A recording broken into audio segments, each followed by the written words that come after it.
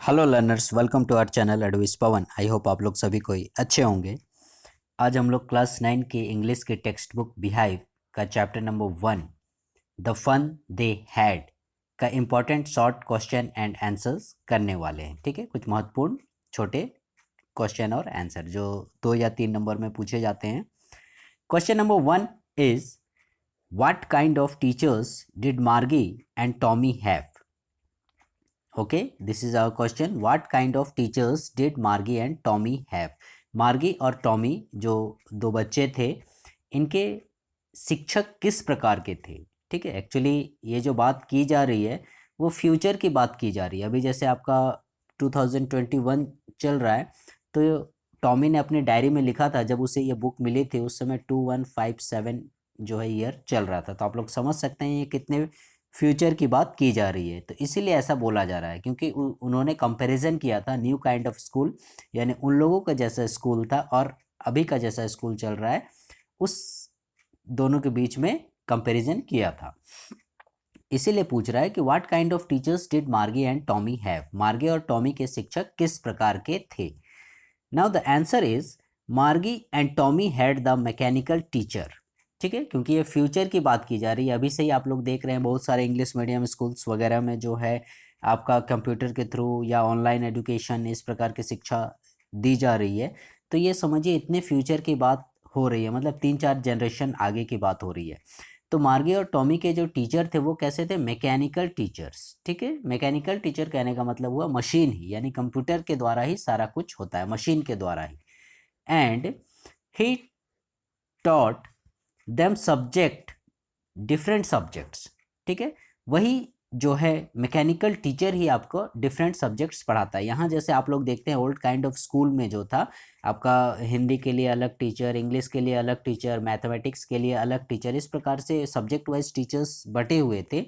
लेकिन वहाँ पर क्या था, उनके जो मैकेनिकल टीचर की बात हो रही है, ही टॉट देम डिफरेंट सब्जेक्ट्स। वो सिंगल मशीन ही, वो मैकेनिकल टीचर ही उनको डिफरेंट सब्जेक्ट्स यानी अलग अलग सब्जेक्ट्स पढ़ाया करता था, अभी के जैसे अलग अलग टीचर्स नहीं। वो क्या करता था, he worked on the television screen.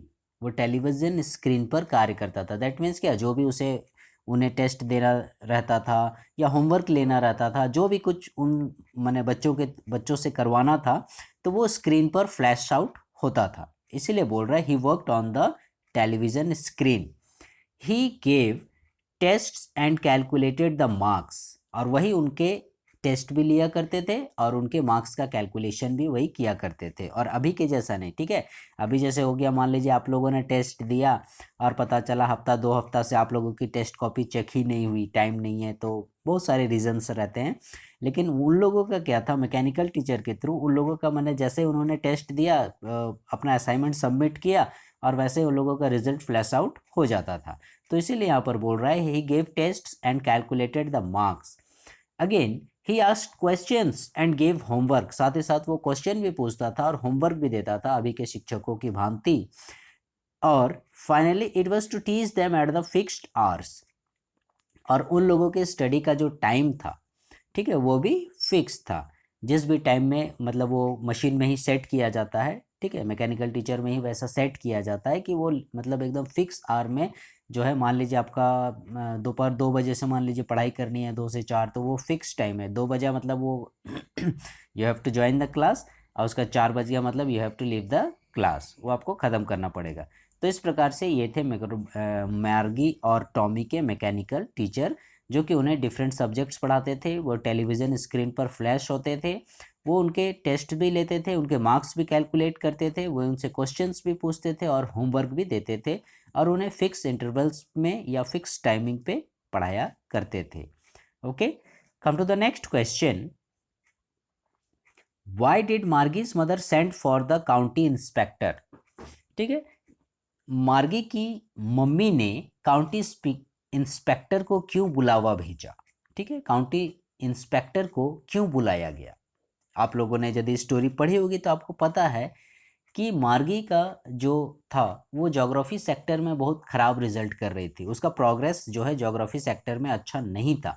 तो इसीलिए जो है मार्गी की मम्मी ने काउंटी इंस्पेक्टर को बुलवाया था।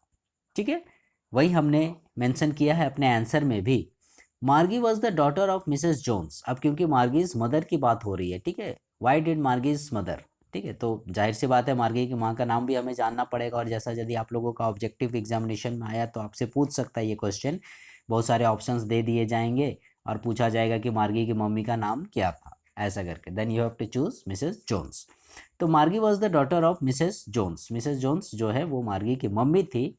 She was not well at geography. देखो वही बात बोला जा रहा है कि मार्गी जो है वो जोग्राफी में अच्छा नहीं कर रही थी। उसका जो रिजल्ट था, उसकी जो पढ़ाई थी वो जोग्राफी सेक्टर में उतनी अच्छी नहीं थी। इसीलिए क्या होता है, Margie's mother called the county inspector for help. इसीलिए मार्गी की मम्मी ने काउंटी इंस्पेक्टर को मदद के लिए बुलवाया। काउंटी इंस्पेक्टर क्या करता है, after observing he informed that, उसने ऑब्जर्व किया, जो भी सिस्टम था उसे चेक किया, जो भी सॉफ्टवेयर्स वगैरह थे या जो भी डिशेस वगैरह थे उन सबको चेक करता है और वो ऑब्जर्व करता है और मार्गी की मम्मी यानी मिसेस जोन्स को ये सूचना देता है, इन्फॉर्म देता है। क्या सूचना देता है, that Margie's overall progress was quite satisfactory, कि मार्गी की जो ओवरऑल प्रोग्रेस है, ठीक है, उसकी जो सीखने की गति है वो सेटिस्फैक्ट्री है, ठीक है। सेटिस्फैक्ट्री कहने का मतलब संतोषजनक, वो संतोषजनक है, उसमें कोई गड़बड़ी नहीं है। एक्चुअली हुआ क्या था कि मार्गी का जो सिस्टम था वो थोड़ा फास्ट था, जिसके अनुसार यानी उसके एज लेवल के अनुसार, सपोज जैसे आप लोग वीडियो गेम वगैरह खेलते हैं, आप लोग देखते हैं उसमें डिफरेंट लेवल्स रहते हैं। आपने लेवल 1 पार किया तो लेवल 2 में पहुंच जाइएगा, लेवल 2 के बाद लेवल 3।